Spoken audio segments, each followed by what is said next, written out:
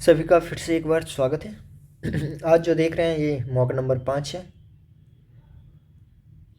जो first time देख रहे हैं उसको मैं बता दूं, यह एसएससी जीडी के लिए हमारा सीरीज चल रहा है, जिसमें हम मैथ्स के प्रीवियस ईयर क्वेश्चन जो 2022 में आए हैं उसका सॉल्यूशन यहाँ पे करते हैं शॉर्टकट तरीके से। कैसे एग्जाम में करना है, बिल्कुल सेम तरीका, किसको स्किप करना है किसको करना है, हमें सारा चीज़ यहाँ पे अप्लाई करते हैं।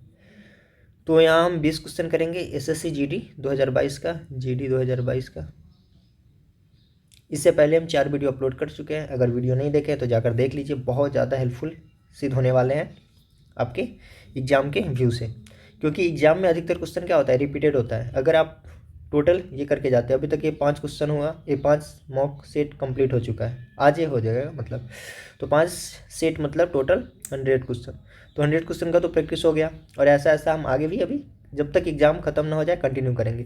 तो यहाँ पे हम 500 के आसपास तो हम क्वेश्चन आपको यहाँ पे करवा देंगे। और ये 500 क्वेश्चन वैसा है जो एकदम इम्पॉर्टेंट है, और यहाँ से आपका अगर 20 क्वेश्चन आता है तो 15 क्वेश्चन तो यहीं से आने का चांस है।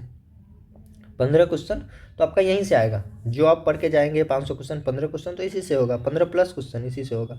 बाकी 1-2 क्वेश्चन नया देखने को मिलता है, 2-4 क्वेश्चन हो सकता है कुछ नया मिल जाए। अगर हम यहाँ पे टोटल 76 सेट है शायद, 76 गुने 20 अगर हम टोटल कर दें, 0 2 6 12 के 2 1 7 2 14 15 1520 क्वेश्चन। अगर हम 1520 क्वेश्चन करके जाए तो 100% 20 में 20 क्वेश्चन यहीं से आएगा।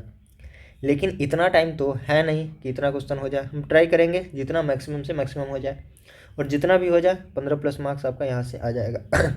और आज हम रीजनिंग के लिए भी वीडियो अपलोड करेंगे।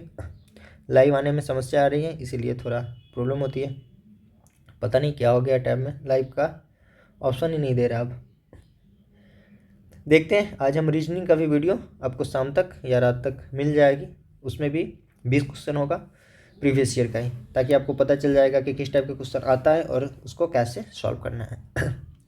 आ जाते हैं अब क्वेश्चन पे। क्वेश्चन नंबर फर्स्ट, यदि मशीन ए और बी क्रमशः 9 घंटा और 12 घंटा में 1100 यूनिट का उत्पादन कर सकती है, तो मशीन ए और बी इन नियत दरों पर एक साथ काम करते हुए कितने घंटे में इतना यूनिट कार्य करेगी। देखिए क्वेश्चन एकदम आसान है। अगर ये 1100 नहीं दिया होता तो आप क्वेश्चन फट से कर लेते, लेकिन 1100 देकर कंफ्यूज कर दिया है, लेकिन इसका कोई वैल्यू ही नहीं है यहाँ पे। बोल रहा है कि ए कोई मशीन है, जो ए कोई मशीन 9 घंटे में काम करता है, बी कोई मशीन 12 घंटे में काम करता है। और काम क्या करता है, ये 1100 काम करता है, 1100 काम करता है। तो पूछ रहा है ए और बी दोनों मिल जाएगा तो यही 1100 काम कितने दिन में करेगा। तुमको 1100 से कोई लेना ही देना नहीं है। मतलब ए एक काम को 9 घंटे में करता है, बी एक काम को 12 घंटे में करता है। तो पूछ रहा है कि जब दोनों मिल जाएगा तो उस काम को कितना देर में करेगा। काम तो वही है, पहले भी 1100 यूनिट ही करना था और अभी भी 1100 यूनिट ही करना है, तो काम तो सेम है। तो इस डाटा का कोई यूज नहीं है यहाँ पे। ए 9 घंटा में, बी 12 घंटा में, तो टोटल काम हम कितना मान लेते हैं, मान लेते हैं 36 काम है, 36 काम है। तो 9 चौक 36, 12 तिया 36, तो दोनों मिलकर कितना देर में करेगा, दोनों मिलकर 36 काम करना है, और 4 3 7 यूनिट के साथ 36/7 आंसर। समझ में आया कितना आसान था। 1100 वैसे ही कन्फ्यूज करने के लिए दिया था, उसका कोई काम नहीं, क्योंकि 1100 यहाँ भी है, 1100 यहाँ भी है, काम समान है, तो हम काम को 36 मान लिया। हाँ चलिए आगे बढ़ते। क्वेश्चन नंबर 2, 1100 नहीं देता फिर ये क्वेश्चन बहुत ईजी लगता। एक क्लब में 90 महिला सदस्य है, मतलब फीमेल कितना है 90, और 60 पुरुष सदस्य है, मेल कितना है 60। यदि एक महिला सदस्य की औसत आयु 35 है, एक का कितना है औसत 35 है, और पुरुष सदस्य की आयु 45 है, और एक पुरुष की 45 है, तो पूरे क्लब का औसत आयु बताया। क्वेश्चन कितना आसान, एवरेज का क्वेश्चन है। फीमेल का एक क्लब है, इतना महिला, ये नंबर दिया है, यानी नंबर 90 है और 60 है, और ये इसका एवरेज दिया है, एवरेज दिया इतना और इतना। तुम क्या करते हैं इस टाइप के क्वेश्चन में, नंबर जो भी देता है ना उसका रेशियो निकाल लेते हैं, नंबर का रेशियो निकाल लेते हैं।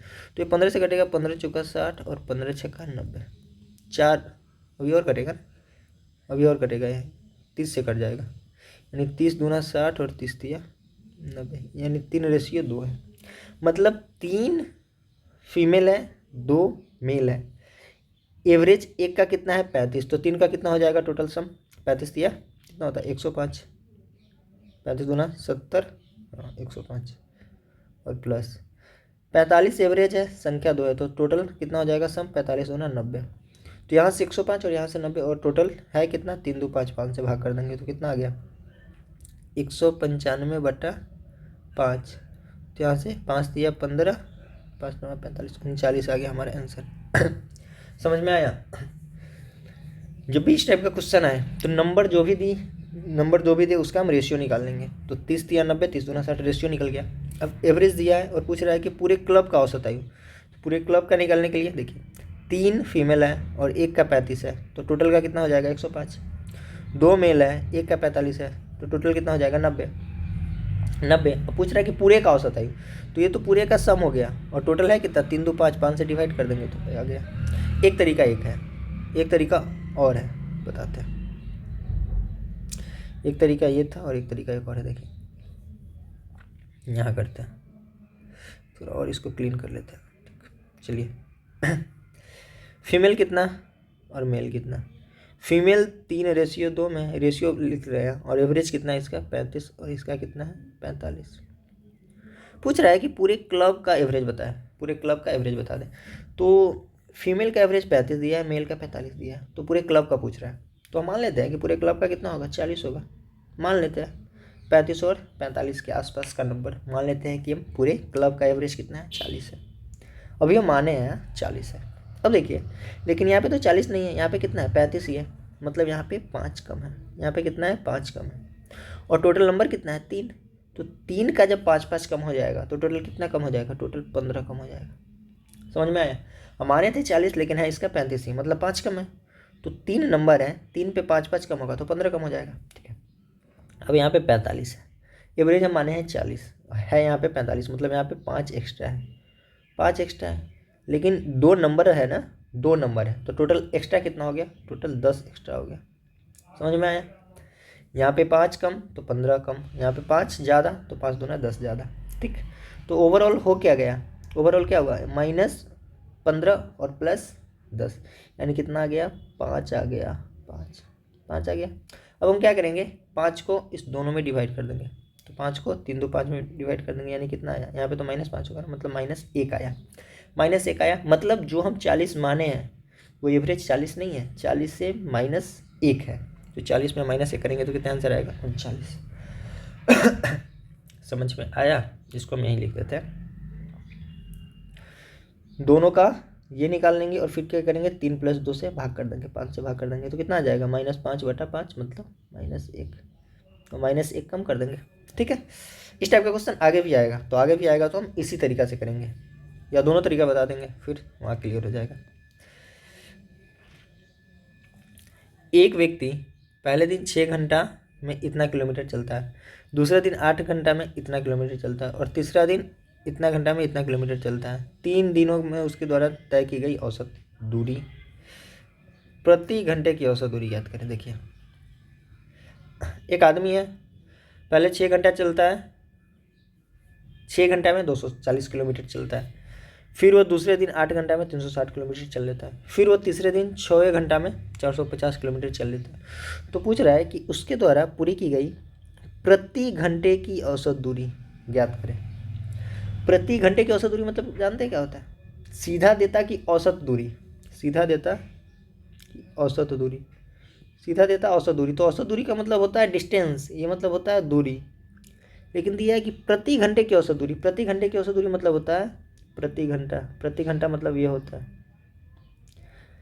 प्रति घंटा, इसका मतलब होता है प्रति घंटा का औसत दूरी। और दूरी बटा घंटा, घंटा मतलब समय, अरे घंटा मतलब क्या होता है समय, तो दूरी बटा समय क्या होता है चाल। तो यहाँ पे क्या पूछ रहा है, यहाँ पे औसत चाल पूछ रहा है, ध्यान देने वाली बात है, नहीं तो क्वेश्चन फिर छूट जाता है।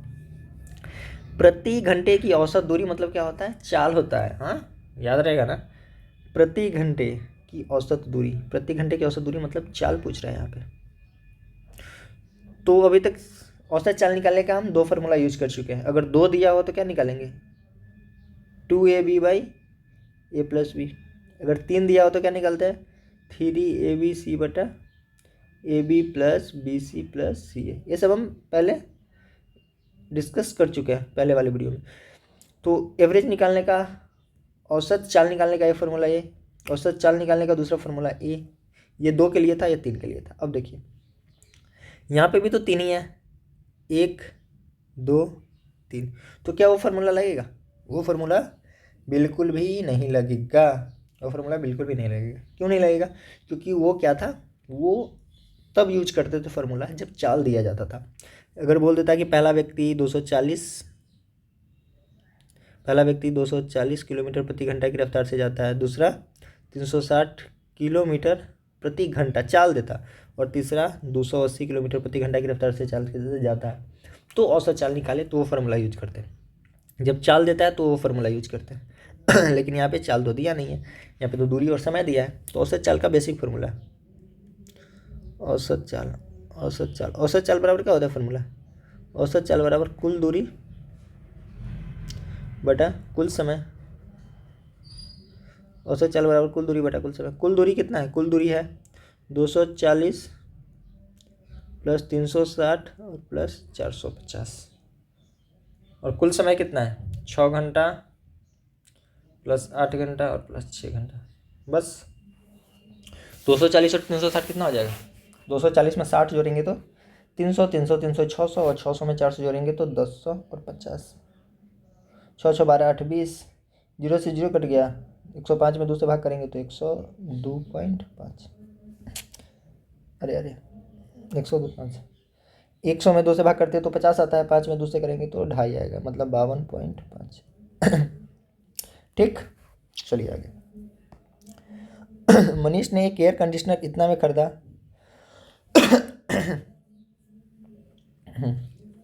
इसके मूल्य का 8% वार्षिक दर से मूल्य ह्रास हो रहा है, 3 वर्षों बाद कितना कीमत होगा? देखिए इतना में खरीदा है, अब 3 साल के बाद पूछ रहा है कि उसका कीमत कितना होगा, और प्राइस क्या है? 8% की दर से घट रहा है। तो इस टाइप का क्वेश्चन हम बहुत पहले कर चुके हैं, पहले वीडियो में ही कर चुके हैं। 8% मतलब क्या होता है? 8/100 काटेंगे तो 4 दूना 8 और 4 25 है 100, मतलब -2/25 माइनस है। देख रहा है ना, मूल्य ह्रास हो रहा है मतलब घट रहा है, तो माइनस लगेगा यहाँ पे।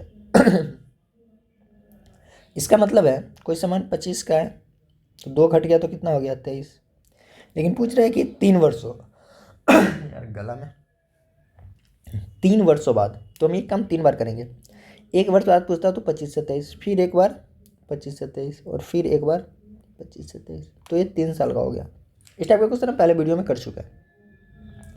अब ये वाला जो होता है, ये क्या आया? 25 गुने 25 गुने 25, ये क्या होता है? ये स्टार्टिंग का प्राइस होता है, शुरुआत वाला प्राइस स्टार्टिंग का। और ये जो आएगा ये रेशियो है ना, ये जो आएगा 23 गुने 23 गुने 23, ये क्या आता है?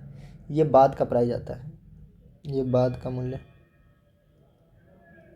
ये बाद का आता है। ठीक है, तो मनीष ने एक एयर कंडीशनर इतना में खरीदा था, यानी स्टार्टिंग प्राइस इतना था, इतना में खरीदा था, इसके मूल्य 8% की दर से घट रहा है, 3 वर्ष बाद इसका कीमत क्या होगा? मतलब इसका मान निकालना है, और इसका मान कितना दिया है? इसका मान कितना दिया है?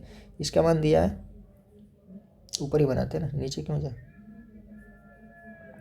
इसका मान दिया है 4 6 8 7 5, ये 25 गुने 25 गुने 25 का मान इतना दिया, तो 23 गुने 23 गुने 23 का मान निकालना है। अब यहाँ पे गुना भाग करना है, कोई सॉल्यूशन नहीं है, गुना भाग करना ही होगा।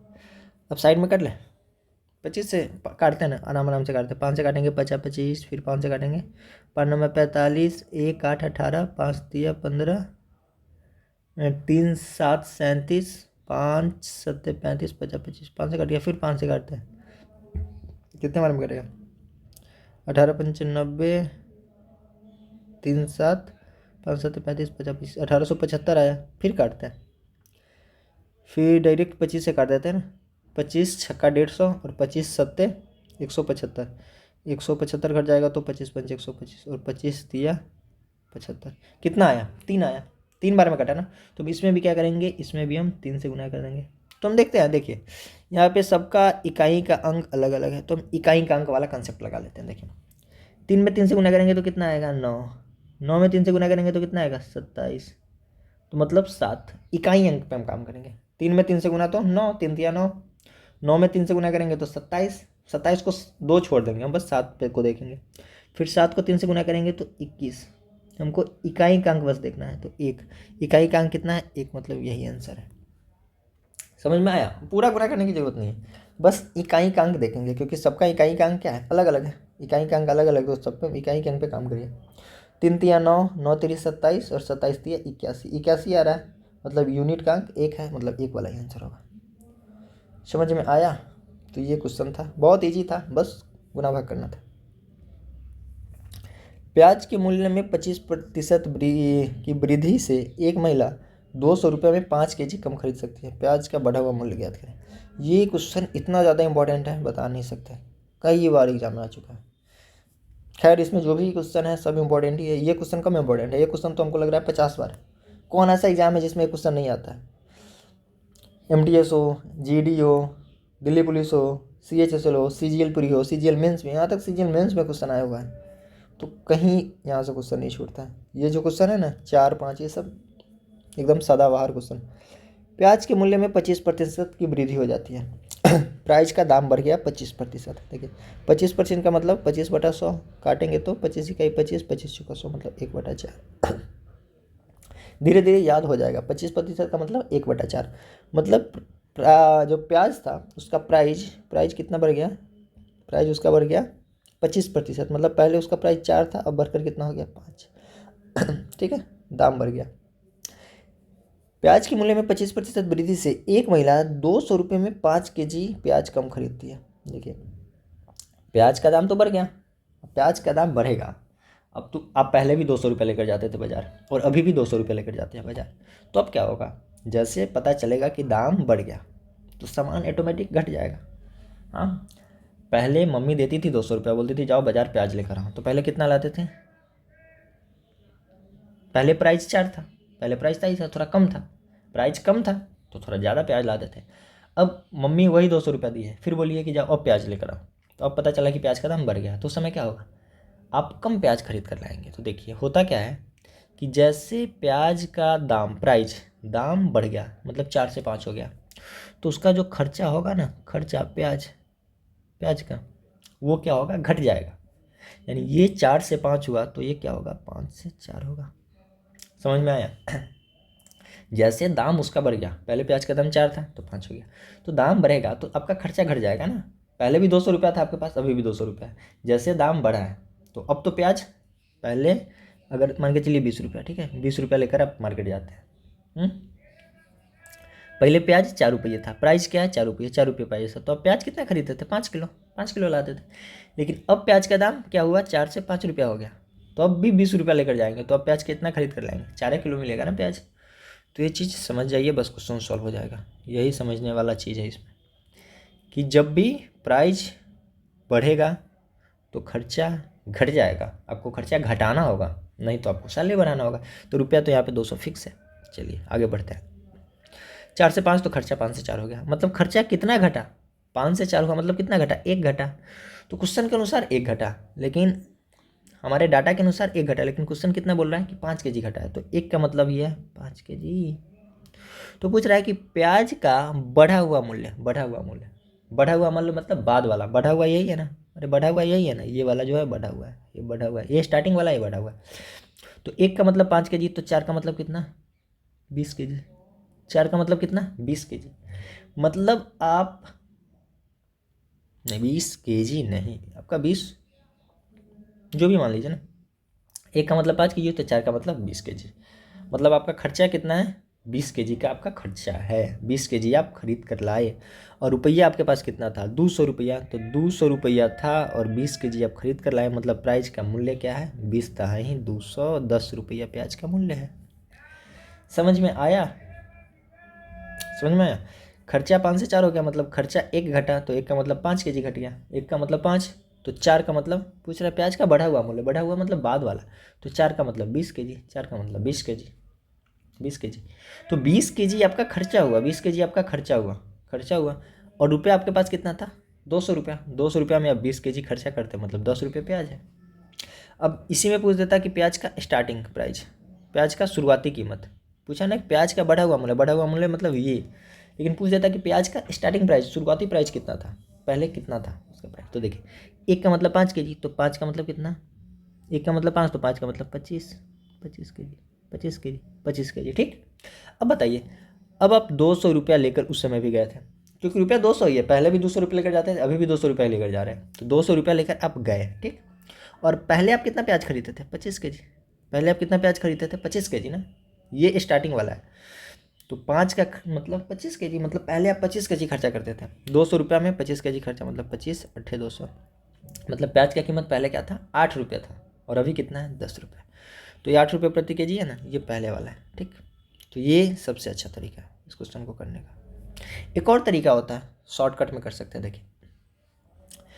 25% की वृद्धि से एक महिला 200 रुपये में 5 kg प्याज ज़्यादा लेता है। मतलब देखिए, 5 यानी 5 kg कम खरीद सकती है। ऐसा सोचिए कि 5 kg प्याज वो कम क्यों खरीदी? क्योंकि जो 200 रुपया है ना, इसका 25% बढ़ गया। 200 का 25% बढ़ गया, इसीलिए एक आदमी 5 kg प्याज कम खरीद लेता है। तो 200 का 25% मतलब 25 दूना 50। तो क्या हुआ? एक प्याज का कीमत 50 रुपया बढ़ गया, 50 रुपया बढ़ गया, जिसके कारण 5 kg कम खरीदता है। तो 50 kg बढ़ा है और खरीदना कितना है? 5 kg। तो 50 में 5 से भाग करेंगे तो 10 आ जाएगा। तो इसका प्राइस कितना है? 10 रुपये। तो ये क्या होता है? ये बाद वाला पूछता है, ब्याज वाला प्याज निकलता है, दिया ना प्याज का बढ़ा हुआ मूल्य। तो ये जो 10 निकलता है, तो ये बढ़ा हुआ निकलता है। लेकिन इसी में पूछ देता है स्टार्टिंग, शुरुआती कीमत क्या होगा। तो फिर उसमें आगे कुछ और प्रोसेस करना होता है, लेकिन वो बताने की ज़रूरत नहीं है, आपको ये तरीका ही लगाना है। कितना भी इजी से इजी क्वेश्चन आए इस पे, और कितना भी हार्ड से हार्ड क्वेश्चन आए इस टाइप पे, तो आप इस मेथड से इजीली सॉल्व कर लेंगे। तो ये एकदम सदाबहार मेथड है। अब देखिए, किसी अनुपात में प्रथम और चतुर्थ पद का गुणनफल इतना है, और दूसरा और तीसरा पद का गुणनफल इतना है, तो x का मान होता है। पहले आपको समझना होगा कि एक अनुपात होता क्या है। एक अनुपात में 4 पद है, पहला पद है, दूसरा पद है, हो गया। फिर ये तीसरा पद है c, और ये चौथा पद है d। एक अनुपात में प्रथम, चतुर्थ, दूसरा, तीसरा, मतलब 4 है, a b c d। इसका मतलब क्या होता है? इसका मतलब होता है कि जो a बटा b होगा वही c बटा d होगा। समझ में आया? अरे अनुपात में अगर 4 नंबर दिया है, a b c d 4 number अनुपात में, तो a बटा जो b होता है ना, वही c बटा d भी होता है। तो यहाँ से अगर हम क्रॉस गुना कर ले तो क्या आएगा? a में d से गुना करेंगे तो a d, और b में c से गुना करेंगे तो b c, यानी a d बराबर b c होगा। अब आ जाते हैं क्वेश्चन पे। पहला और चौथा, पहला मतलब a और चौथा मतलब d, तो पहला और चौथा का गुणनफल कितना है? 70। और दूसरा मतलब b और तीसरा मतलब c, b और c का गुणनफल कितना है? 3.5x है। हो तो गया। AD 70 है, तो AD की जगह पे हम 70 रख देते हैं, बराबर BC की जगह कितना है? 3.5 रख देते हैं, 3. तो x बराबर कितना आ जाएगा? 70/3.5। देखिए दशमलव घटेगा तो 0 बटेगा, और 35 से 700, 35 दूना 70 और 1 0, मतलब 20 इसका आंसर। तो क्वेश्चन बहुत आसान था, लेकिन आपको समझ आना चाहिए कि 4 अगर नंबर क्या है, कोई भी रेशियो दिया है 4 नंबर का, तो उसका मतलब क्या होता है? A रेशियो B और C रेशियो D, और इसका मतलब होता है A/B बराबर C/D। अगर ये पता नहीं है तो फिर क्वेश्चन सॉल्व नहीं होता। एक शंकु का त्रिज्या 5 सेंटीमीटर है, मतलब R कितना दिया है? 5 सेंटीमीटर, और उसकी तिर्यक ऊंचाई मतलब होता है L कितना दिया है? 16 सेंटीमीटर। तो उसका कुल पृष्ठीय क्षेत्रफल। अब आपको जब तक फार्मूला याद नहीं है, देखिए एक तो SSC GD में एडवांस मैथ नहीं आता है। एडवांस मैथ कहने का मतलब उसमें ना अलजेब्रा आता है, न ट्रिगो आता है, न जियोमेट्री आता है, हाँ, न 2D मेंसुरेशन आता है। जो आता है तो थोड़ा बहुत 3D मेंसुरेशन आता है, जिसमें घन आता है, घनाभ आता है, बेलन आता है, शंकु आता है, गोला आता है, ये सब आता है। तो ये सब बहुत बेसिक लेवल का आता है। अगर आपको फार्मूला पता है और थोड़ा बहुत आप प्रैक्टिस कर लेते हैं क्वेश्चन, तो इजीली सॉल्व हो जाएगा, इतना हार्ड नहीं रहता। इसका कुल पृष्ठ क्षेत्रफल, तो शंकु का कुल पृष्ठ क्षेत्रफल क्या होता है? शंकु का ये कुल पृष्ठ क्षेत्रफल, शंकु का कुल पृष्ठ क्षेत्रफल क्या होता है? इसका होता है πr/l और इंटू शंकु का कुल पृष्ठ क्षेत्रफल, हम भी कंफ्यूज हो रहे हैं, बोल रहे हैं πr/l वक्र पृष्ठ होता है, और इसका देखिए फॉर्मूला देखिए आता है कहाँ से? कुल पृष्ठ क्षेत्रफल पूछ रहा है ना, तो कुल पृष्ठ क्षेत्रफल में होता क्या है, देखिए मान लीजिए शंकु है, तो कुल पृष्ठ क्षेत्रफल मतलब इसका ये साइड वाला वक्र पृष्ठ क्षेत्रफल और प्लस आधार का क्षेत्रफल। तो शंकु का वक्र पृष्ठ क्षेत्रफल पाई आर एल होता है और आधार का क्षेत्रफल होता है पाई आर स्क्वायर। तो यहाँ से क्या हो जाएगा, पाई आर कॉमन हो जाएगा और एल प्लस आर आ जाएगा। समझ में आया? देखिए कैसे निकाल लिया, फॉर्मूला याद नहीं था तो भी निकल गया, कंसेप्ट बस पता होना चाहिए। शंकु का कुल पृष्ठ क्षेत्रफल क्या होता है, वक्र पृष्ठ क्षेत्रफल प्लस आधार का क्षेत्रफल। वक्र पृष्ठ क्षेत्रफल शंकु का पाई आर एल और आधार का क्षेत्रफल pi r square. Pi r common हो जाएगा, यहाँ पे एल प्लस आर बच जाएगा। अब मान डाल देते हैं ना, यहाँ आ जाते हैं। पाई का मान 22/7, आर का मान 15, 5, एल प्लस आर, एल मतलब 16 + 5, 16 5 कितना होता है, 16 5 21, तो ये 7 से कटेगा 3 21, मतलब आ गया 22 × 5 × 15। 22 में 15 से गुना करेंगे तो 15 दूना 30 के 0 3, 15 दूना 30 3 33, यानी 330। समझ में आया? 16 और 5 21 यहीं जोड़ कर लिख दिए, और 7 3 21 और 3 बचे 15 गुना। ये तो बस फॉर्मूला याद होना चाहिए। कितने वर्षों में 800 की धनराशि 10% वार्षिक दर से इतना हो जाएगी जबकि ब्याज अर्धवार्षिक रूप से संयोजित हो। SICI का क्वेश्चन देखते ही थोड़ा हम फर्स्ट अटेम्प्ट में उसको छोड़ने का ट्राई करेंगे। जब भी देखे, और देख रहे हैं ना अर्धवार्षिक दे रहा है, हाँ, तो जब भी देखे खासकर कंपाउंड इंटरेस्ट चक्रवृद्धि ब्याज का क्वेश्चन जब भी देखे तो उसका फर्स्ट अटेम्प्ट में छोड़ना ही ज़्यादा अच्छा रहता है। तो इसको हम अभी के लिए थोड़ा छोड़ते हैं, हाँ, क्योंकि हम बताया ना कि पूरा एग्जाम में कैसे करना है, ये तरीका यहाँ पे हम देखते हैं। ए और बी मिलकर एक कार्य को 50 घंटे में पूरा करता है। देखिए ए प्लस बी मिलकर एक काम को कितना दिन में करता है, 50 घंटा। बी और सी मिलकर, इस टाइप का क्वेश्चन हम कर चुके हैं कई बार, 75 घंटा। और ए और सी मिलकर 25 घंटा में करता है। वो समय ज्ञात कीजिए जब सब साथ मिलकर काम करेगा। कई बार कर चुके हैं इस टाइप के क्वेश्चन। तो देखिए इसका एलसीएम कितना होगा, 150, 50 दिया 150, 75 दूना 150 और 25 छक्का 150। ठीक, अगर आपको एलसीएम देखिए 50 75 25, एलसीएम मतलब वैसा संख्या जो 50 से भी कटे, 75 से भी कटे, 25 से भी कटे, तो 150 है ना, सबसे कट रहा है, बस सिंपल। अगर आपको प्रॉब्लम हो रही है तो साइड में आप निकाल लें एलसीएम। ठीक है, अब देखिए इसका मतलब है कि ए बी एक काम को, इसका मतलब है कि ए बी एक दिन में 3 काम करता है, बी सी एक दिन में 2 काम करता है और ए सी एक दिन में 6 काम करता है। तो अगर हम सबको मिला ले तो ए बी यानी a plus b c b plus c और plus c a plus a plus c, ये तीनों एक दिन में कितना काम करेगा, ए बी करता है 3, बी सी करता है 2, ए सी करता है 6, तो 6 2 8 3 11 काम होगा। ठीक है, 50 से 150, 25 दूना 25 छक्का 150, ठीक, 11 काम। ठीक, ए बी बी सी सब मिलकर 11 काम। अगर हम यहाँ से देखिए ए यहाँ भी है, ए यहाँ है, तो यहाँ क्या है 2A + 2B + 2C बराबर 11। तो यहाँ से अब 2 कॉमन ले लें तो A + B + C कितना हो जाएगा 11। तो यहाँ से 2 अगर भाग में कर दे, इसको यहाँ से हटाकर गुना में इधर आ जाएगा तो भाग में हो जाएगा, तो 11/2 कितना आ गया 5.5 यानी 5.5। ठीक है, तो इतना करने की ज़रूरत नहीं है, ये सब करने की ज़रूरत नहीं है। ऐसा कीजिएगा तो फिर सिलेक्शन नहीं होगा, दिक्कत हो जाएगी, टाइम ज़्यादा वेस्ट हो जाएगा, क्वेश्चन सॉल्व नहीं हो पाएगा। तो डायरेक्ट दिमाग लगाना होता है कि जब भी इस टाइप का क्वेश्चन दे कि ए बी बी सी सी ए, तो 3 2 5 6 11, 11 का आधा कितना 5.5, मतलब ए प्लस बी प्लस सी कितना है 5.5। समझ में आया? जब भी इस टाइप का क्वेश्चन देखे कि ए plus B B plus c a plus C plus ए इस टाइप का हो, तो ए प्लस बी प्लस सी क्या करेंगे 6 3 9 2 11/2 कर देंगे, यानी 5.5 आ गया। अब देखिए ए प्लस बी प्लस सी 5.5 है। तो पूछ रहा है कि वह समय ज्ञात कीजिए जिसमें ए बी सी मिलकर कार्य को पूरा करेगा। मतलब ए बी सी एक दिन में 5.5 काम करता है और उसको करना कितना है 150 काम, तो कितना समय लगेगा 150/5.5 हो गया सॉल्व। यही पूछता है कि ए कितना दिन में करता है, तो यहाँ से ए का निकाल दें, बी सी अलग अलग भी पूछ सकता था, लेकिन यहाँ 7 पूछा है तो और आसान हो गया। ए प्लस बी प्लस सी मिलकर एक दिन में 5.5 काम करता है, तो 150 काम करने में कितना दिन लगेगा 105 बटा दशमलव बटेगा 0, 5 से काटेंगे 11, 5 से काटेंगे 5 3 15 00, मतलब 300/11 घंटा।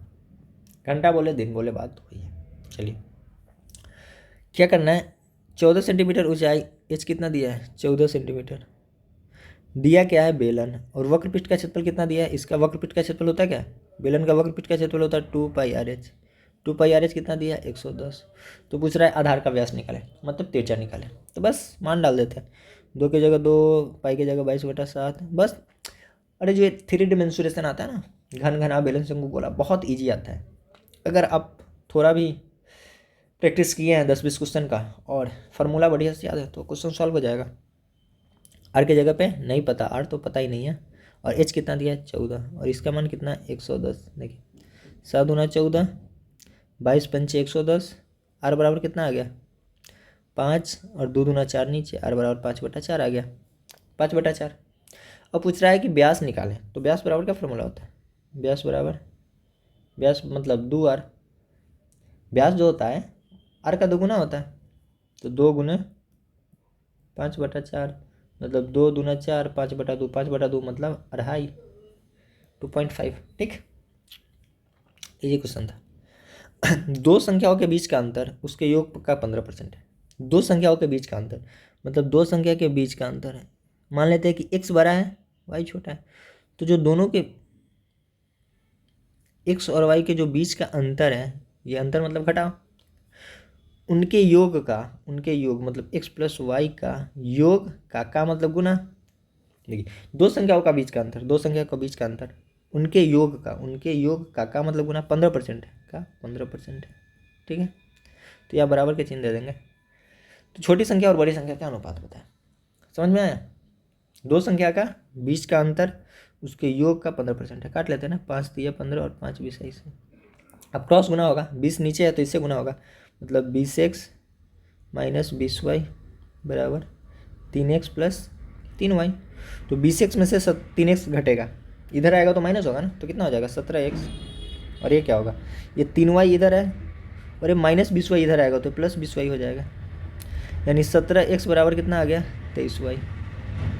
तो यहाँ से x बटा वाई कितना आ जाएगा, हम क्या बताए थे, या पूछ क्या रहा है, देखिए पूछ रहा है कि छोटी संख्या और बड़ी संख्या का अनुपात, पूछ रहा है कि छोटी संख्या और बड़ी संख्या का अनुपात, मतलब हम पहले क्या लेंगे छोटी संख्या, तो छोटी संख्या कौन है y है।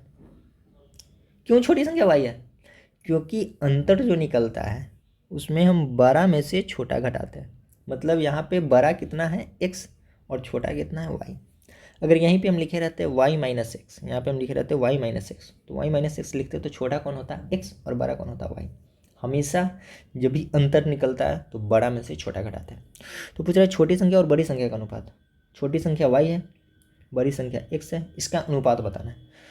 तो देखिए हम क्या बताए थे कि जो x के साथ है वो x के उल्टा चले जाएगा 17, जो y के साथ है 23 वो y के कोना में चला जाएगा 23, मतलब कितना आ गया 17/23, 17/23। ठीक है, जब इस टाइप का दे और x और y पूछे तो क्रॉस भेज देते हैं उसको। रूबी ने 1 रुपया में 20 बटन खरीदे, 25% लाभ प्राप्त करने के लिए उसे 1 रुपया में कितना बटन बेचना चाहिए। बोल रहे हैं कि ये सब क्वेश्चन इतना इंपॉर्टेंट है ना, सदाबहार क्वेश्चन है, 50-100 बार एग्जाम में आ चुका है। रूबी ने, देखिए इस क्वेश्चन के लिए एक खास पैटर्न है, एक खास आपको पैटर्न है वो फॉलो करना होगा बस। देखिए ध्यान रखें कि रूबी 1 रुपया में 20 बटन खरीदता है। देखिए रुपया हमेशा नीचे रखेंगे, 1 रुपया में 20 बटन खरीदी, ठीक है 20 बटन खरीदी, और एक बटन का प्राइस मान लेते हैं कि 100 रुपया है, तो 20 बटन का प्राइस कितना हो गया 100, अरे 100 मान लेते हैं ना, 100 क्रैमूल कितना है 100 है तो 20। अब देखिए 25% लाभ प्राप्त करने के लिए उसे 1 रुपया में कितना बेचना होगा। रुपया अभी भी एक ही है, लेकिन बोल रहा है 25% लाभ प्राप्त करने के लिए, 25% मतलब 125, 125 लाभ करने के लिए उसे 1 रुपया में कितना बटन बेचना चाहिए, मान लीजिए 100 बटन बेचना चाहिए। याद रहे, इस क्वेश्चन को याद कर लिए, दिमाग में बैठा लीजिए कि कैसे करना है। रूबी ने 1 रुपया में, यहाँ रुपया 20 बटन खरीदी, ये 20 बटन खरीदा तो उसका कॉस्ट प्राइस 100 रहा होगा, तो पहले 100 मान लीजिए। 25% लाभ प्राप्त करना है तो 25% लाभ मतलब 125 में बेचेगा, 1 रुपया, रुपया हमेशा नीचे, कितना बटन, बटन नहीं पता तो बटन x। देखिए पहले बटन यहाँ 20 था, यहाँ बटन नहीं पता तो x, पहले भी 1 रुपया था अभी भी 1 रुपया है, पहले 100 रुपया था CP लेकिन अब बेचना है तो 125 हो गया, 25%, बस कटापिटी कर देंगे। ठीक समझ में आया, फिर से करते हैं, यहाँ कचरा हो गया। इस टाइप का क्वेश्चन बहुत आता है, याद कर लीजिएगा। 1 रुपया में 20 बटन खरीदता है CPU उसका 100 है, नहीं पता। अब देखिए, अब पूछ रहा है कि 25% लाभ प्राप्त करना, मतलब 125 में बेचना है। कितना बटन बेचेगा? 100 बटन बेचेगा। और कितने रुपया में? 1 रुपया में। काट देंगे। 25 चौका 100, 25 पंचे 125, 5 चौका 20, यानी x कितना आ गया? 4 चौका 16 बराबर x कितना आ गया? 16। इस टाइप का क्वेश्चन आगे भी आएगा, फिर अच्छे से प्रैक्टिस हो जाएगा। जो भी क्वेश्चन देखते हैं वो सब रिपीटेड होता है, आगे आता है, बार बार बोल रहे हैं ना, तो वीडियो कंटिन्यू कीजिएगा तो फ़ायदा करेगा। देखिए दिया a+b 25 है, a भी 17 है, तो a और b का मध्य अनुपात ज्ञात करें। देखिए यहाँ से तो ऐसे भी पता चल जाएगा। देखिए a+b 25 है, मतलब कितना हो सकता है? हो सकता है कि ये 12 8 20 1925, मुझबानी करें, 1900 15 10 18 7।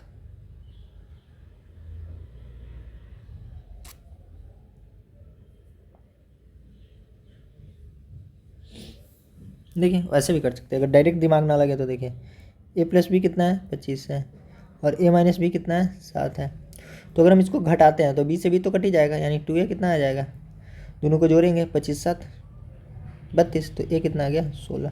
a 16 आएगा। अब इसमें डाल देते हैं, a की जगह 16 प्लस b बराबर 25, तो b बराबर कितना आ गया? 25 में से 16 गया 9, तो a 16 b 9 आ गया। अरे कितना आसान था। a+b मतलब ये 16 होगा और ये 9 होगा, तो 16 9 कितना होता है? 25, और a कितना होगा? 16 होगा, और b कितना होगा? 7 9 होगा। 16 में से 9 गया तो 7। तो अगर डायरेक्ट दिमाग लग जाए तो बहुत अच्छा। 16 9 25, 16 में से 9 गया 7। डायरेक्ट भी कभी कभी दिमाग में अटैक कर जाता है नंबर, लेकिन कभी कभी नहीं करते रहता है। तो जब ना करें तो कैसे करना है? अपना तरीका जिंदाबाद। a+b 25, a-b 7। अगर हम दोनों को जोड़ दे तो b प्लस में माइनस में कट ही जाएगा। a+a 2a और 25 7 32, तो a बराबर कितना? 216। a 16 आ गया तो b 9 आ गया। अब क्या पूछ रहे हैं? a और b का मध्य अनुपात। देखिए a और b का मध्य अनुपात हम कई बार बता चुके हैं अभी तक। मध्य अनुपात मतलब √√ab। √√ab मतलब √a की जगह पे 16 गुने 9। 16 का वर्गमूल कितना? 4, और 9 का वर्गमूल कितना? 3, बीच में गुना। 4 तिया 12 आंसर। ठीक है, यदि इतना को 9 से विभाजित किया जाता है तो सेसफल होता है। देखिए कितना अच्छा क्वेश्चन है। यदि 2 के पावर 305 प्लस 303 को 9 से भाग करेंगे तो सेसफल क्या होगा? बहुत अच्छा क्वेश्चन। देखिए इसको हम अलग अलग करते हैं। पहले हम इसको भाग करते हैं, फिर हम इसको भाग करते हैं, फिर जो आएगा सबको जोड़ देंगे। देखिए पहले हम 9 को 303 में भाग देते हैं, तो देखते हैं कितना सेसफल आएगा। कितना आएगा? 9 3 27, बच गया 3 3 33। ये देखिए अगर हम 303 को भाग देते हैं 9 से तो कितना सेसफल बचेगा? देखिए 9 3 27, कितना आया? 3 3, और 9 3 27, 13 में से 7 गया 6। यहाँ पे कितना आता है? 6। यहाँ पे कितना आता है? 6 आता है। ठीक है, यानी यहाँ पे कितना सेसफल आएगा? 6 आएगा। समझ में आया? अरे कौन था? यहाँ पे कितना था? 303। तो यहाँ पे कितना आया सेसफल? यहाँ से सेसफल 6 आया। ठीक है, अब हम यहाँ से निकालते कितना सेसफल आएगा, फिर जोड़ है तो दोनों को जोड़ देंगे। यहाँ से जितना 6 सेसफल आया, यहाँ से जितना सेसफल आएगा दोनों को जोड़ देंगे आंसर। अब देखिए अब मेन काम है हमारा निकालना है कि 200 या 2 के पावर 305 को 9 से भाग करेंगे तो कितना सेसफल आएगा। ठीक, अब करना क्या होता है, इसको 9 के आसपास ले जाना होता है। 9 के आसपास ले जाना होता है, तो 9 के आसपास 8 होता है, और 8 2 का पावर 3 होता है। ध्यान रहे 8 क्या होता है? 2 के पावर 3 होता है। तो हम ऐसे लिख सकते हैं कि 2 के पावर 3, क्योंकि 2 के पावर 3 8 होता है, 8 9 के आसपास है। 8 पास मतलब 9 के आसपास 8 और 10 है। हाँ, मतलब 1 के अंतर पे करना होता है। 2 के पावर 3 हो गया। ठीक, अब देखिए 2 के पावर 3 है तो इसमें भाग कर देते हैं ना, कितना होगा? 101 101 हो जाएगा। 101 होगा ना। तो देखिए 101 में 3 से गुना करेंगे तो 303, लेकिन है यहाँ पे 305, मतलब 2 3 के पावर 2 अभी भी बची है, और बटन 9। ये चीज़ समझ में आया? ये चीज़ तो समझना है भाई। देखिए 2 के पावर 303 करना है, तो इसको हमको 9 के आसपास ले जाना है। तो 2 के पावर हम क्या किए हैं, 3 किए हैं। 2 के पावर 3 कितना होता है, 2 के पावर 3 कितना होता है, 2 के पावर 3 होता है 8। तो ये 9 के आसपास है, ठीक है। अब 305 पावर है। अब पावर 305 को हमको तोड़ना है। 305 में से हम 3 यहाँ पे ले लिए, 3 ले लिए तो कितना बचा, 3 ले लिए तो घटा नहीं देंगे, 302 नहीं बचेगा। 3 ले लेंगे तो यहाँ पे गुना होता है, 3 ले लेंगे तो कितना बचेगा, 101 बचेगा। यानी हम भाग कर दिए हैं, 305 में हम 3 से भाग कर दिए हैं। तो 3 दाई 30 और ये 5 आया तो 3 इकाई 3, कितना आ गया, 2 बच गया। 2 बच गया मतलब 3, अरे 3 के पावर 2 नहीं ना, 2 बचेगा तो 2 बचेगा तो 2 के पावर 2 बचेगा ना, क्योंकि यहाँ 2 है ना, तो 2 के पावर 2 बच गया, ठीक है। अब देखिए गुना अगर कीजिएगा तो सेम आएगा। 2 के पावर यहाँ पे कितना, इसमें से गुना करेंगे तो 2 के पावर हो गया 101 दिया 303, और गुने यहाँ पे क्या है 2 के पावर 2, तो गुना में पावर क्या होता है, जुट जाता है। तो 2 के पावर कितना हो जाएगा, 2 के पावर 305। तो हम 305 को ब्रेक करके 305 को ब्रेक करके हम कितना लिखे हैं, 3 गुने 101 और गुने 2 गुने 2, ठीक है। इतना समझ में आया, ठीक।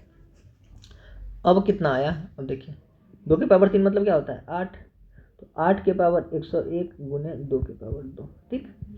अब हम 8 को क्या लिख सकते हैं, यहाँ से क्वेश्चन यहाँ आ जाता है। हम 8 को क्या लिख सकते हैं, 8 को ऐसे लिख सकते हैं 9 माइनस 1 के पावर 101 गुने 2 के पावर 2 को 4। अब इसको 9 से भाग करना है ना, देखिए। अब देखिए हम इसको 2 के पावर 3 क्यों किए, क्योंकि हम 9 के आसपास ले जाना था। अब बताइए 9 को 9 से भाग करेंगे तो क्या होगा, पूरा पूरा भाग लग जाएगा, पूरा पूरा भाग लग जाएगा। लेकिन अब यहाँ पे देखिए क्या है, -1 है, और -1 के पावर 101 कितना होता है, -1 के पावर 101 कितना होता है, -1 होता है। -1 के पावर 101 कितना होता है, -1 होता है। और -1 में 9 से भाग करेंगे तो कितना आएगा, -1 आएगा, ठीक। 9 में 9 से भाग करेंगे तो यहाँ पे 0 आएगा, कुछ नहीं आया, 0 आया। लेकिन -1 के पावर 101 कितना होता है, -1। अगर 9 के पावर हम 101 करें तो भी तो 9 से पूरा पूरा कट ही जाएगा, कटेगा ना।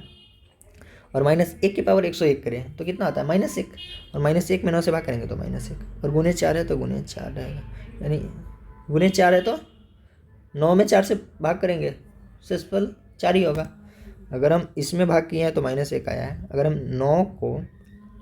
4 को 9 से भाग करें तो 0 बार में लगेगा, 9 में 0 से गुना करेंगे 0, शेषफल 4। यहाँ से शेषफल 4 आया तो 4 इकाई कितना आया, शेषफल -4। यानी यहाँ से शेषफल -4 आया, मतलब यहाँ से शेषफल कितना आया, -4। यहाँ से -4 और यहाँ पे 6, मतलब 6 में से 4 घट गया तो कितना शेषफल आ गया, 2। समझ में आया कितना अच्छा क्वेश्चन था, ये अच्छे लेवल का क्वेश्चन था, ठीक है। इसीलिए लंबा टाइम लग गया समझाने के लिए, बार बार समझा रहे थे। प्लस में है तो पहले इसका अलग निकालेंगे, इसका अलग निकालेंगे। तो 303 का निकाले तो 6 आया, ठीक। अब हम निकालते हैं 2 के पावर 305 में 9 से भाग करेंगे तो इसको हम 3 के आसपास ले गए ना, 3 नहीं 9 के आसपास ले गए, तो 9 के आसपास 8 आता है, तो 8 मतलब 2 के पावर 3, तो यहाँ से ये आ गया। अब 8 के पावर 101 गुने 2 के पावर 2, 8 के पावर 101 मतलब 9 माइनस 1 के पावर 101, और गुना 4 है तो गुना 4।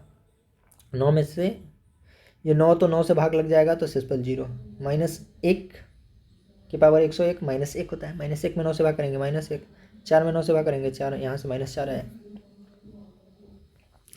एक वस्तु का अंकित मूल्य इतना था, दुकानदार 20% और 10% की दोहरी छूट दी। अब उसका मूल्य कितना है, कितना आसान है। मूल्य कितना था, 1 पे 1 2 3 4 5 की 0। पहले उसको 20% छूट दिया, 20% छूट देना मतलब 80% पे बेच दिया। फिर उस पर 10% छूट दिया, 10% छूट दिया मतलब 90% पे बेच दिया, हो तो गया। तो अब उसका मूल्य कितना है।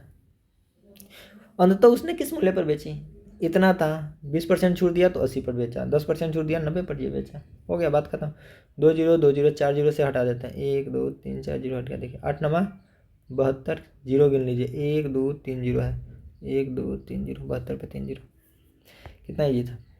रोबिन किसी दूरी का 1/4 भाग 20 के स्पीड से, अगला 1/4 भाग 10 के स्पीड से, और शेष भाग इतना के चाल से चलता है, औसत चाल ज्ञात करें। देखिए औसत चाल कितना क्वेश्चन आएगा औसत चाल से। औसत चाल बराबर फॉर्मूला क्या, कुल दूरी बटा कुल समय, कुल दूरी बटा कुल समय। दिया है कि 1/4 भाग मतलब 1/4 भाग ये चलता है 20 के स्पीड से, फिर उसका अगला 1/4 भाग कितना से चलता है 10 के स्पीड से, और फिर जो बच गया वो किससे चलता है? 80 के स्पीड से। तो बचा क्या क्या? हाँ विकास तो गया, क्या पता नहीं, कोई दिक्कत नहीं, चलता है। ठीक, 1/4 20 के स्पीड से, 1/4 10 के स्पीड से जो बच गया। देखिए बचा कितना वो देख लेते हैं ना पहले। 1/4 हम मान लेते हैं ना कि टोटल डिस्टेंस वो गया कितना, कुल दूरी कितना गया, कुल दूरी गया वो 4 दिख रहा है ना, तो हम मान लेते हैं कि वो कुल दूरी कितना गया, 16 गया, क्योंकि नीचे 4 है यहाँ भी 4 है, तो हम कितना मान लेते हैं, 16 मान लेते हैं। ठीक, दूरी हम मान लेते हैं 16, 4 का गुना 16। अब बोल रहा है कि 1/4 गया 20 के स्पीड से, तो 16 का 1/4 कितना होता है, 16 का 1/4 कितना होता है, 4, मतलब 4 वो गया 20 के स्पीड से। हाँ? अगला 1/4 भाग, मतलब 16 है, फिर इसका 1/4 भाग, मतलब फिर जो 4 है वो किससे गया, 10 के स्पीड से गया, तो 4 4 8 तो हो गया, तो टोटल बच कितना गया, टोटल कितना दूरी माने थे, टोटल हम दूरी माने थे 16, टोटल दूरी माने थे 16, 16 का 1/4 भाग मतलब 4 गया, 4 किलोमीटर गया वो, 4 किलोमीटर गया 20 के स्पीड से।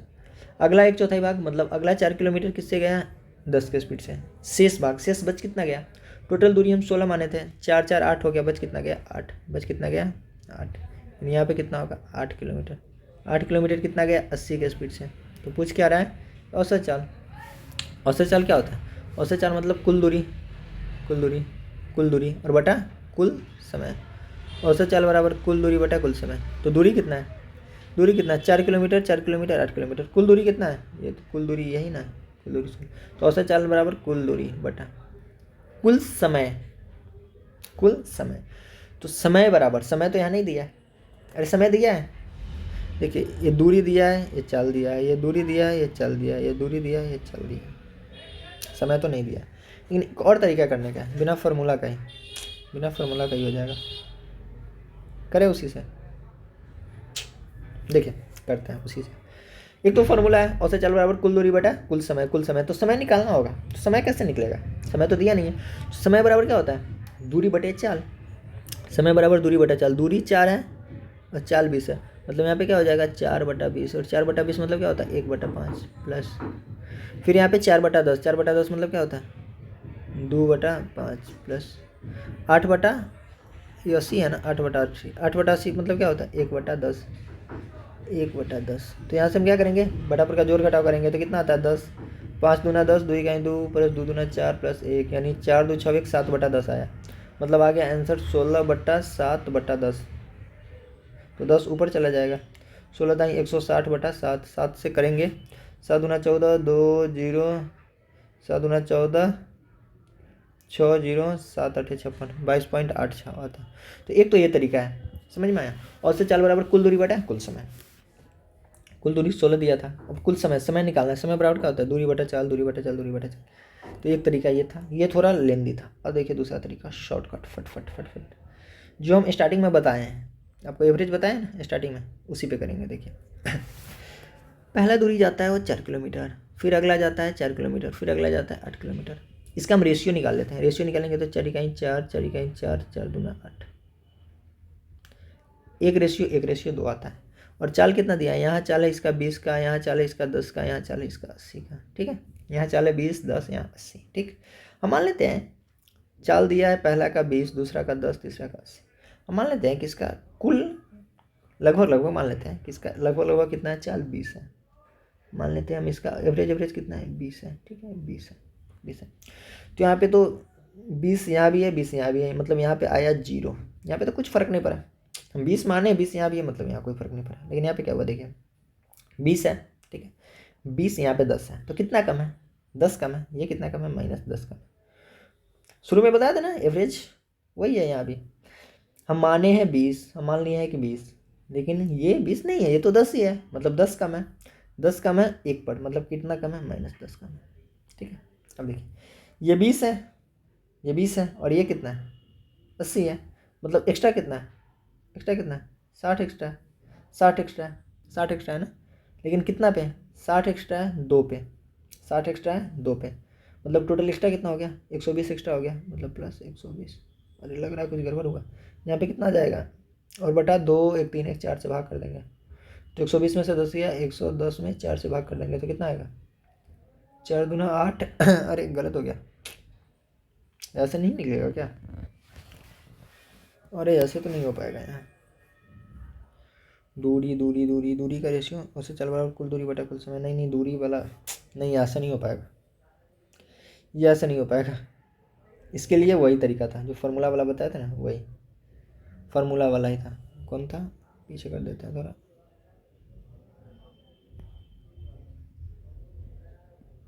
ओहो,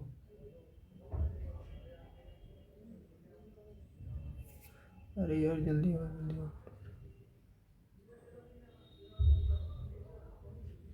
कितना पीछे जाना होगा। ओहो, आ तो गया। हाँ यही तरीका सही था, ऐसे ही करना था। 22.86 फार्मूला से होने वाला है। ये क्वेश्चन थोड़ा लेंदी हो गया, हाँ सिंपल भी रहता है, कुछ लेंदी भी रहता है, लेकिन 4 अंक की सबसे बड़ी संख्या और सबसे छोटी संख्या का बीच का अंतर ज्ञात करें जो 36 और 48 से पूर्णतः विभाज्य है।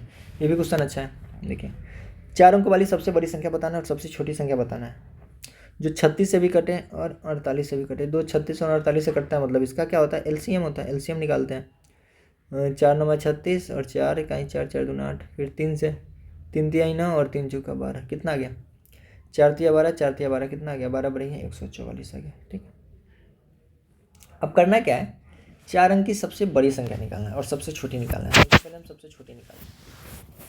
4 अंक की सबसे छोटी संख्या क्या होता है, एक पे 1 2 3 4 को 0, ये 4 अंक की सबसे छोटी संख्या है। नहीं नहीं, ये तो 5 अंक हो गया ना, अब हुआ, ये 4 अंक की सबसे छोटी संख्या है। ठीक है, अब पूछ रहा है कि यह संख्या 36 से भी कटे और 48 से भी कटे, मतलब जो 36 से कटेगा 48 से कटेगा, 144 से भी कटेगा, मतलब यह संख्या 144 से कटना चाहिए। तो क्या ये संख्या 144 से कटेगा, ये तो नहीं कटेगा, लेकिन हम इसके आसपास देखते हैं कि कौन 144 से कटेगा। आसपास मतलब 4 अंक का होना चाहिए, तो 4 अंक का इससे तो बड़ा ही होगा, इससे जैसे अगर हम छोटा करेंगे वो तो 3 अंक का हो जाएगा। तो 1000 से ठीक बड़ा संख्या बताना है जो 144 से कटे। तुम क्या करेंगे, 144 से भाग देंगे 1000 को, 144 एकम 144, अरे ये तो डायरेक्ट एक बार में ही होगा, एक बार एक से थोड़ी होगा।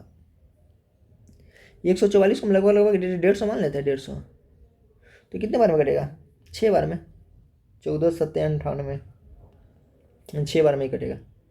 तो 6 चौक 24 के 4, हाथ में 2, 14 चौक 84, 85 86, इतना आया, घटाते हैं। 10 में से 4 गया 6, ये बच गया, 9 में से 6 गया 3, बच गया 9 में से 8 का 1, 136 बच गया, 136 शेष बचा, 136 शेष बचा। अब देखिए क्या होगा, यानी 1000 को 144 से भाग देते हैं तो 136 शेष बचता है। अब ये 136 शेष बचता है, ये क्यों बचा, अगर हम 136 निकाल कर फेंक दें, 136 निकाल कर फेंक दें तो यह संख्या, अगर हम इसमें से 136 निकाल कर फेंक दें, मतलब 1000 में से 136 घटा दें तो क्या होगा, यह संख्या पूरा पूरा कट जाएगा। अगर हम अब हमको बताना है कि 1000 के पास कौन सा संख्या है जो 144 से कटता है, तो हमारे पास यही तरीका होगा ना कि हम 144 से उसको भाग करेंगे। अब हमारे पास शेष 136 आया, ये कचरा आ गया, अगर हम 136 को इसमें से माइनस कर दें तब तो शेष नहीं आएगा, और तब शेष नहीं आएगा मतलब ये संख्या पूरा पूरा कट जाएगा। तो एक ये तरीका है कि अगर हम 1000 में से 136 घटा दें, अगर हम इसमें से 136 घटा देते हैं तो 136 घटाएंगे तो आएगा क्या, आएगा यहाँ पे 864।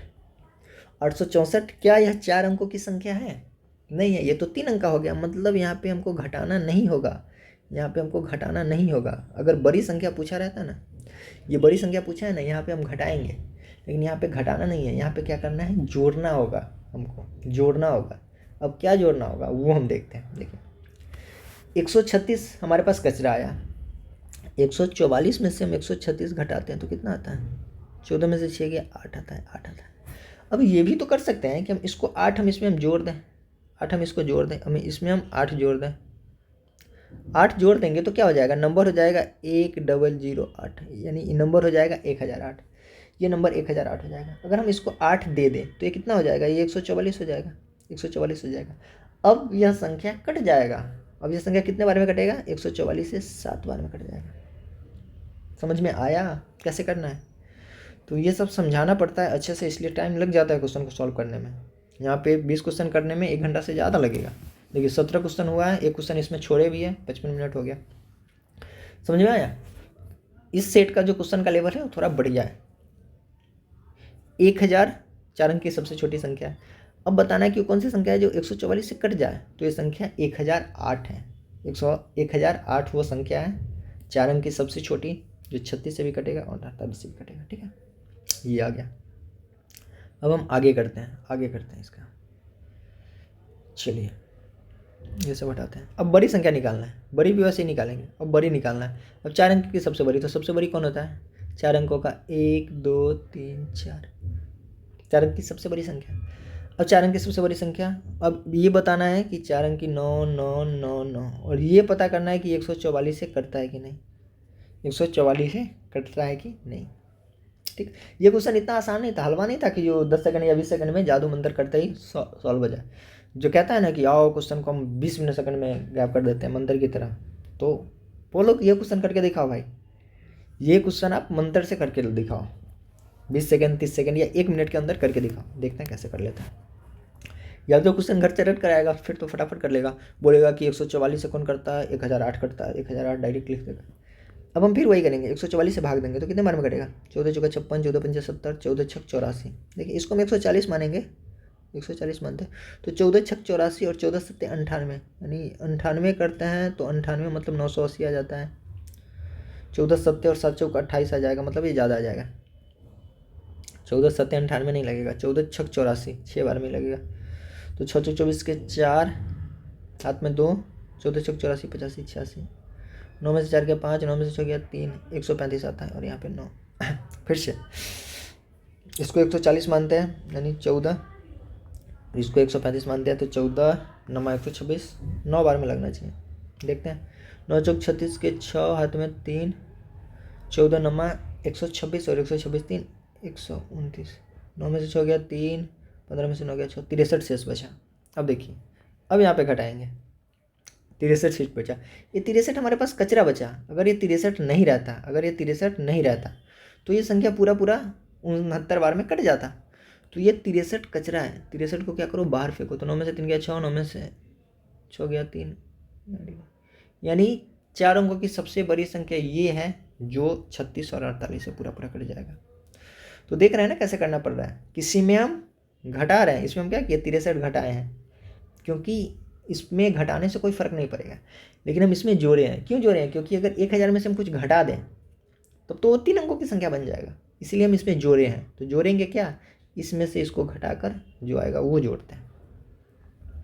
इतने समझाए हैं, देखते हैं। इसके लिए तो एक वीडियो शेयर बनता है, लाइक कमेंट बनता है भाई। देख रहे हैं ना, एक क्वेश्चन को कितना देर से बता रहे हैं ताकि अच्छे से समझ में आ जाए। 10 मिनट से तो एक क्वेश्चन बता रहे हैं, तो इसके लिए प्लीज़ एक लाइक मार दो, एक कमेंट कर दो। कमेंट से सबसे ज़्यादा मज़ा आता है, लाइक तो पता भी नहीं चलता, लेकिन कमेंट आता है तो अंदर से जोश जुनून मिलता है कि चलो अच्छे से पढ़ाया जाए। तो एक कमेंट कर दीजिए, और अगर डेली आपको देखना है तो चैनल तो सब्सक्राइब कर ही दीजिए, ताकि वीडियो जब भी अपलोड करें आपको पता चल जाए। अब देखिए, 4 अंकों की सबसे बड़ी संख्या ये है, सबसे छोटी संख्या ये है, कि बीच का अंतर पूछ रहा है, तो घटा देते हैं ना।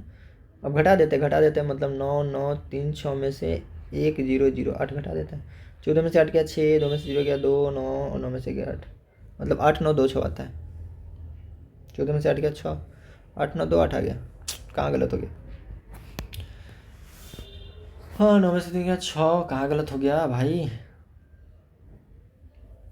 अरे सही है ना। हो गया होगा कहीं सिली मिस्टेक। कैलकुलेटर करके देखे तो 1 मिनट, लेकिन लगभग तो आ ही गया। 2 6 अब 2 8, अब 2 कहाँ रह गया पता नहीं, कहाँ गलत हुआ। 1 मिनट कैलकुलेटर थोड़ा देखें, 1008 कटता है क्या, हाँ ये तो सही है 1008, 9936 भागा $144,9936 भागा 144, ये भी कटता है, ये भी सही है, और दोनों सही है। 9936, अरे घटाओ में कहाँ गलत, अच्छा 16 में से 8 गया तो 8 होगा ना। अरे भाई हम भी घटाओ में गलत कर रहे थे। ठीक है, चलिए आगे बढ़ते हैं। क्वेश्चन काफ़ी अच्छा था। एक वस्तु का अंकित मूल्य इतना है, दुकानदार उस पर 20% का छूट दिया, दुकानदार उस पर 20% का छूट दिया, तो कितना में बेचा? देखिए 2000 है, 20% छूट दिया मतलब 80% पे बेचा। अभी तो इस टाइप का क्वेश्चन था, 2 जीरो से 2 जीरो कट गया, 8 दूना 16 पे डबल जीरो, आंसर हो गया फटाफट। एक कुर्सी इतना में खरीदा जाता है, इतना में बेचा, लाभ प्रतिशत ज्ञात कीजिए। इजी क्वेश्चन तो इधर बड़ा, देखिए अब बोलते हैं, अगर आप बोलेंगे कि एग्जाम में इतना बड़ा क्वेश्चन कैसे करें, अगर हम मान लेते हैं कि एग्जाम में इस क्वेश्चन को करने में 2 मिनट लग ही जाता है, तो इस क्वेश्चन को करने में कितना समय लगता है? 20 सेकेंड। इस क्वेश्चन को करने में कितना समय लगेगा? इस क्वेश्चन को 20 सेकेंड। इस क्वेश्चन को करने में कितना समय लगेगा? 20 सेकेंड। तो एग्जाम में हर एक टाइप का क्वेश्चन आता है ना, अगर ये आप 20 सेकेंड में कर रहे हैं, ये आप 20 सेकेंड में कर रहे हैं, तो उसको आप 2 मिनट में कीजिए, क्योंकि टाइम बचेगा आपके पास। एग्जाम में सारा क्वेश्चन 20-30 सेकेंड वाला नहीं होता है, और सारा 2 मिनट वाला भी नहीं होता। 800 में खरीदा, 1100 में बेचा, फायदा कितना? 300 का। लाभ प्रतिशत मतलब लाभ 300 का, और प्रतिशत बताना है तो नीचे क्रय मूल्य। 300 का लाभ हुआ 800 पे गुने 100, डबल जीरो से जोड़ गुड़े 300/8 मतलब 37.5%। 3/8 37.5 ही होता है, हमको पता है। एक व्यक्ति कार से इतना किलोमीटर की दूरी इतना की औसत चाल से, फिर इतना किलोमीटर की दूरी इतना की चाल से, अंत में इतना की दूरी इतना की चाल से करता है। अरे औसत चाल फिर से वही, अरे बताया तो है, 600 किलोमीटर 50 के स्पीड से, अगला 100 किलोमीटर 100 के चाल से, और अगला 50 किलोमीटर 25 के चाल से। तो औसत चाल बराबर क्या होता है? कुल दूरी कितना है? 600, 1 700 और 50 यानी 750। औसत चाल बराबर कुल दूरी बटा कुल समय। समय कितना लगा? समय तो दिया नहीं है, दूरी दिया है, चाल दिया है, तो समय बराबर क्या होता है? दूरी बटा चाल। मतलब 600 में 50 से भाग करेंगे तो 12, 100 में 100 से भाग करेंगे तो 1, 50 में 25 से भाग करेंगे तो 2, तो 12 2 14 1 15 आया, मतलब 750/15, यानी 15 5 75 मतलब 50 आंसर। अरे इस क्वेश्चन से ज़्यादा हार्ड ये वाला था, ये वाला जो बताया था ना 1/2 मान के, ये भी वही है, लेकिन यहाँ पे दूरी नहीं दिया था, 1/4 शेष दिया था, तो इसको हम दूरी 16 मानकर किए हैं। यहाँ भी वही किए हैं, औसत चाल बराबर ये जो कुल दूरी और बटा कुल समय, समय बराबर दूरी बटा चाल, ये भी सेम ही है, यानी 16 नंबर क्वेश्चन और 20 नंबर क्वेश्चन दोनों सेम है। पता नहीं एग्जामिनर को 20 क्वेश्चन भी सही से नहीं मिलता, सेम दे रहा है। औसत चाल बराबर कुल दूरी मतलब ये कुल दूरी दिया है, बटा कुल समय, समय नहीं दिया, समय बराबर दूरी बटा चाल, 100/50 12, 100/100 1, 50/25 2, हो गया 20 क्वेश्चन। 1 घंटा 3 मिनट हो गया। एक क्वेश्चन छोड़े थे, अब उसको हम देख लेते हैं फट से। चलिए एक छोड़े थे। कितने वर्ष में 800 की धनराशि 926.10 हो जाती है, और ब्याज दर कितना है? अर्धवार्षिक है। ब्याज दर अर्धवार्षिक है मतलब रेट कितना हो जाएगा? 10% है तो आधा 5%। जब भी बोले ब्याज अर्धवार्षिक मतलब 6 महीना पे ही ब्याज काउंट होता है। तो अगर 12 महीने का ब्याज 10% है, देखिए 10% वार्षिक दिया है, मतलब 1 साल, वर्ष मतलब 12 महीने में 10%, तो अर्धवार्षिक मतलब आधा, तो रेट 5% हो जाएगा। और टाइम कितना हो जाएगा? टाइम 2 गुना हो जाता है, लेकिन यहाँ टाइम पूछ ही रहा है ना, कितने वर्ष में टाइम पूछ रहा है, कितने वर्ष में 800 की धनराशि कितना हो जाता है? 9 2 6.1 हो जाता है। इसको ऐसे ही करते हैं, नीचे हम रखते हैं प्रारंभिक और ये रखते हैं लास्ट वाला। कितने वर्ष में 800 रुपया 926.1 हो जाता है, तो ऐसे ही करते हैं। अब इसको हम कटापिटी मचाते हैं। 800 रुपया 926.1 हो जाता है। देखिए ये दशमलव हटाएंगे तो 0 बैठेंगे, यानी कितना आ गया? नीचे आ गया 8 पे 1 2 3 को 0, यहाँ पे 9 2 6 1। देखिए जैसे ये आया 9 2 6 1 और 8000, हमको समझ में आ गया। क्या समझ में आया? कि जो 8000 है, ये 8 क्या है? 8 है 2 का क्यूब, और 3 0 मतलब 1 0, ये 20 का क्यूब है। ये क्या है? 8000, ये 20 का क्यूब है। और 961 क्या है, 9×2 क्या है, ये 21 का क्यूब है। थोड़ा बहुत ये सब आइडिया होना चाहिए, एग्जैक्ट याद नहीं होना चाहिए कि कोई पूछे 21 का क्यूब कितना है तो नहीं पता, लेकिन लगभग लगभग में पता होना चाहिए कि 20 का क्यूब 8000 है तो 21 का क्यूब इसी के आसपास होगा, लगभग लगभग पता होना चाहिए।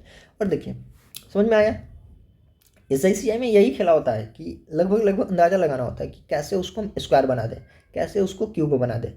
जैसे स्क्वायर बनता है मतलब 2 साल, जैसे क्यूब बनता है मतलब 3 साल, 3 साल। तो 21/20, 21/20 का क्यूब मतलब 21/20 का पूरे का क्यूब। देखिए ना, यहाँ भी क्यूब यहाँ भी क्यूब। 21/20 को क्या लिख सकते हैं, 1 + 1/20। और 21/20, 21 को 20 से भाग देंगे तो क्या आएगा, 1/1/20। और जो 1/20 आता है यही तो दर होता है। तो 1/20 मतलब कितना होता है, 1/20 मतलब 1/20 मतलब अगर हम 100 से गुना कर दें 5%, 1/20 मतलब 5%। तो दर कितना है, 5% है। दर कितना है, 5% है। खेला हमको समझ आ जाता है यहीं से। खेला आपको कब समझ में आ जाएगा, जब आपको पता चल जाएगा कि यहाँ क्यूब है, क्यूब है। 21/20 है, 21/20 में हम भाग कर देंगे। 21/20 में हम भाग करेंगे तो कितना आएगा, 1/1/20। एक से हमको कोई मतलब नहीं है, ये तो मूलधन है। ये दो रहता है ना, ये दर रहता है। ये क्या रहता है, दर रहता है। ये क्या रहता है, दर रहता है। 1/20 क्या है, दर है। 1/20 मतलब 5%, तो दर आ गया 5%। ठीक है, 5% है। अब पूछ रहा है कि समय, तो समय कितना है, 3 पावर किए थे ना, 3 पावर किए थे ना, तो ये समय होता है। मतलब समय कितना है, समय कितना है, 3 चक्र। 3 वर्ष नहीं है, 3 चक्र है, इसको हम चक्र बोलते हैं। अगर पावर 3 है तो 3 चक्र, पावर 2 है तो 2 चक्र। और पूछा है कि अर्धवार्षिक, तो अर्धवार्षिक में क्या हो जाता है, आधा। आधा तो 3 का आधा कितना, 1.5।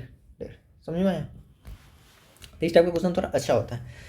इतना इजीली आपको ये क्वेश्चन समझ में नहीं आया होगा, हम भी समझ रहे हैं।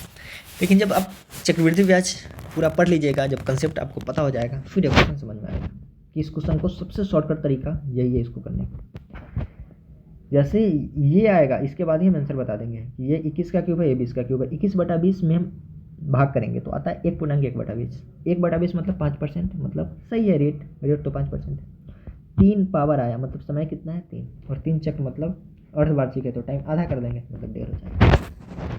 1 घंटा 7 मिनट लग गया टोटल 20 क्वेश्चन को करने में। तो समझ सकते हैं कितना अच्छा से किए होंगे। एक एक क्वेश्चन को बहुत अच्छे से समझाएं। अगर क्वेश्चन समझ में आया है तो वीडियो को फिर से बोल रहे हैं कि एक बार लाइक, एक कमेंट तो ज़रूर कर दें और शेयर कर दें अपने दोस्तों के बीच। इस वीडियो में रहने देते इतना ही। रीजनिंग का वीडियो आपको जल्दी मिलेगा, तब तक के लिए बाय बाय।